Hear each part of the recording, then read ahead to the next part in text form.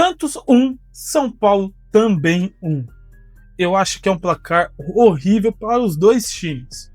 Eu vou tentar falar um pouco aqui desse jogo, porque o São Paulo foi enfrentar o Santos dentro da Vila Belmiro e tinha reais chances de ganhar. Reais chances. Eu acho que dependia totalmente do São Paulo a vitória desse jogo. E o time do Santos, com garra, com vontade, conseguiu, e com muita displicência também do time do São Paulo, conseguiu levar esse ponto para casa, manter em casa, né? Então, vamos deixar aqui nos comentários sua opinião sobre esse jogo. Siga no TikTok, siga no Instagram e siga aqui na página do YouTube e vamos falar um pouco sobre esse jogo, tá bom? O time do São Paulo foi enfrentar o Santos dentro da Vila Belmiro e claro que sempre vai ser um jogo disputado, é um clássico. O Santos e o São Paulo, para mim, são os dois maiores times do Brasil, então vai ser sempre um jogo disputado. Mas o time do São Paulo, eu acho que... Eu vou falar um pouco sobre o Santos primeiro. O time do Santos é um time horrível, um time fraco, um time com jogadores que... com os jogadores com mais nome, os jogadores que, entre aspas, são mais jogadores, são jogadores que estão com setinha para baixo, tá ligado? No FIFA, no PS, estão com setinha para baixo, estão em decadência. Zé Rafael, Gabriel Menino, o Rony, o Gabigol, são jogadores que estão com a setinha para baixo. Então acaba não fluindo. Eu acho que o Santos vai brigar contra o rebaixamento até o final do campeonato. Até o final do campeonato. E quem sabe, eu tenho um carinho enorme pelo Santos, meu primo Felipe é santista, abraço. Não queria que o Santos fosse rebaixado. Claro que eu torço muito pro Santos brigar até a última rodada dentro da zona de rebaixamento e escapar no último, porque eu não quero que ele que acabe tendo um ano sem um São Paulo e Santos, um Sansão. Mas, de verdade, o time do Santos vai brigar contra o rebaixamento, porque é um time muito fraco. E o time do São Paulo hoje foi dentro da Vila com aquela formação que deu certo contra o Santos no primeiro jogo, no Paulista, e contra o Flamengo, aqueles 3 zagueiros. Mas hoje sem o Marcos Antônio em cima do banco, né? Em cima do banco não, no banco. E qual que é a diferença? O Marcos Antônio é o único jogador do meio de campo do São Paulo hoje que consegue criar jogadas, que consegue armar alguma jogada. E olha que ele não é o meio armador. Ele, para mim, é um segundo volante. Ele, para mim, é um criador, um box-to-box, um meio armador recuado. Mas dentro do São Paulo, hoje no São Paulo, ele acaba tendo que fazer uma função de quase camisa 10. Criação de jogada total. E hoje, sem ele, caiu no quê? No pé do Bobadilha. E o Bobadilha é um coitado com a bola, é um coitado. Teve um lance que o São Paulo saiu 3 contra 3, ele desperdiçou a chance clara, com um passe displicente, de uma maneira que qualquer meia, o Rodriguinho, que acabou de sair pro Bragantino, o Shailon, que já jogou, esses jogadores acertariam. Mas o Bobadilha não tem essa função. Ele é um operário da bola, ele marca muito, ele corre muito, se esforça muito, mas não é a função dele. E ele não consegue fazer isso. Hoje o time de São Paulo tem uma falta de um meio armador que é maluquice, é sinistro. E sem o Marcos Antônio, lá ele começou com o Pablo Maia no time titular, e os 3 zagueiros, o time de São Paulo ficou muito recuado. O time de São Paulo, quando subiu a marcação em cima do time do Santos, conseguiu pressionar, porque o time do Santos é horrível. Mas não estava criando nenhuma jogada.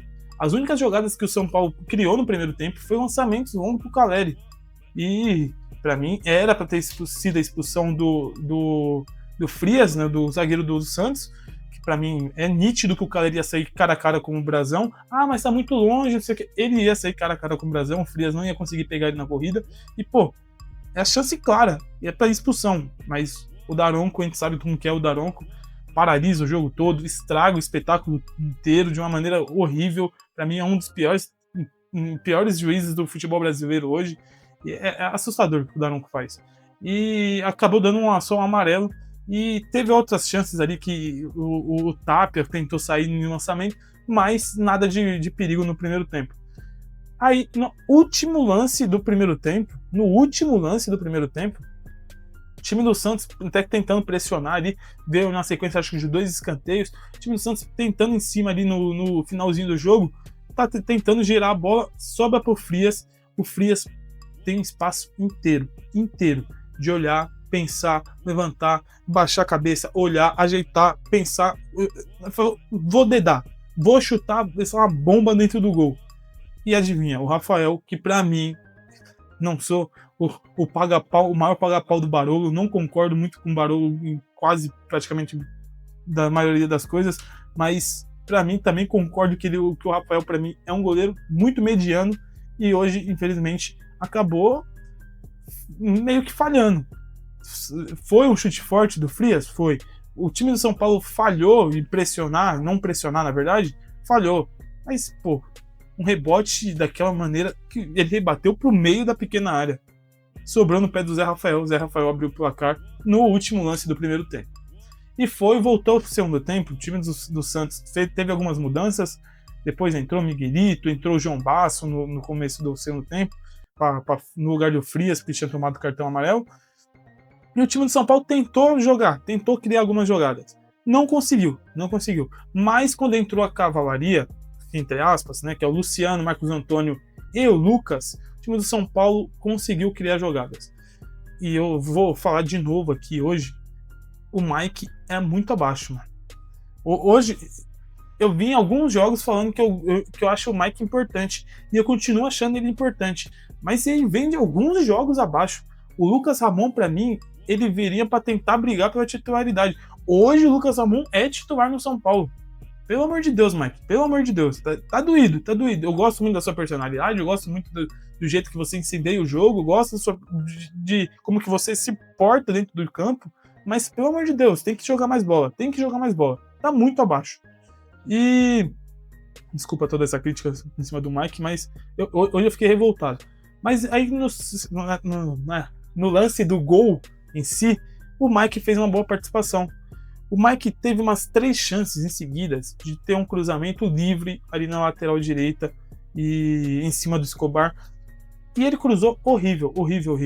Na primeira bola que o Lucas estava em campo, ele pegou ali na lateral, conseguiu dar um passe de primeira na risca pro Lucas. O Lucas conseguiu acertar um cruzamento na cabeça do Caleri empatou o jogo. E tentamos até criar, mas de verdade, eu acho que o time de São Paulo faltou colocar a bola no chão. Quando entrou esses jogadores com mais qualidade, Marcos Antônio, Lucas, Luciano, Caleri, estavam esses caras em campo, e eu acho de verdade que o São Paulo, se tivesse colocado a bola no chão, tivesse tocado, 1 minuto tocando a bola, 1 minuto, de verdade, o São Paulo conseguiria marcar o gol. Mas não fez isso, e ficou uma trocação ali, e não deu em nada, e acabou o jogo. Eu acho que o São Paulo sai prejudicado, não pela arbitragem, para mim também o Frias era para ter sido expulso, mas não é nessa questão. Eu acho que sai prejudicado porque o time do São Paulo tá vindo embalado e o Santos, é horrível. Então, para mim, era jogo de 3 pontos hoje. Era jogo para continuar embalado, para manter o ritmo. E hoje não conseguiu manter o ritmo. Então, é triste, mas fazer o quê? É clássico, é complicado, sempre vai ser um jogo difícil. Então, é isso. Agora, no sábado temos o Primavera em frente aí no Paulista. Jogo importante, a gente tem que se classificar pelo Paulista, porque, pelo amor de Deus, Paulistão, o mínimo é se classificar. Então, vamos em busca dessa classificação. Tem que vencer o Primavera. E vai ser um jogo difícil, porque o Primavera tá fazendo uma boa campanha. Então, tem que ficar atento. É isso. Deixa aqui nos comentários a sua opinião sobre esse jogo. Hoje eu não deixei muitas notas aqui. Eu vou falar um pouquinho sobre as notas, que eu deixei anotadinho aqui, mas eu vou falar muito por cima. O Rafael, para mim, falhou no gol. O Mike, para mim, foi o pior jogador do São Paulo nesse jogo. De verdade, errou em muitos cruzamentos, errou em muitos posicionamentos e foi abaixo, de verdade. O Mike hoje foi abaixo. O Alan Franco fez uma boa partida. Arboleda fez uma ótima partida. Marcar o Rony é chato, é difícil. O Rony é baixinho, a Arboleda é gigante. Mesmo em bola estourada, o Rony briga muito, é difícil. O Sabino, para mim, fez uma ótima partida, o Sabino. O Enzo Dias, para mim, foi ok, nota 6 ali. Bobadilha, na criação de jogo, não arrumou nada, foi muito abaixo. Mas na marcação, fez um ótimo trabalho. O Danielzinho, ótimo trabalho, completa o meio de campo perfeitamente. O Pablo Maia, para mim, é doído o Pablo Maia. Tem muitas críticas sobre o Pablo Maia. A bola no pé dele parece que é um esporte diferente. Ele não consegue praticar o futebol, mas fechou o campo ali da maneira que precisava. Embora que eu não ache que com o Danielzinho, Bobadilha, que são 2 jogadores que têm uma marcação firme, entre aspas, uma marcação acirrada, precisava colocar outro volante ainda mais quando tendo 3 zagueiros. Então Para mim, não tinha essa necessidade.